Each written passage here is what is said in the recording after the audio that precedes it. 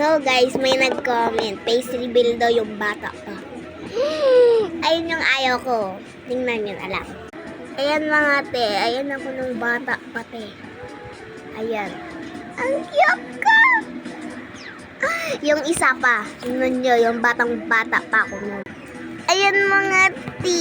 Ang cute ko talaga. Ayan o. Ang hiksi pa ng buhok ko dyan, te. Sabi ko kay mama, ang hiksi ang buhok ko. Ito pa, yung ngayon. Ngayon to mga baby. Ready, set, go! Ay, yung person! Ayan ah. Ayan yung ngayon. Ang ganda ko no. Panis kayo dito sa akin. Sinong kayang higitan ako mga te? Bye. Ako yan mga te. Kasi mahaba buhok ko. Ayan.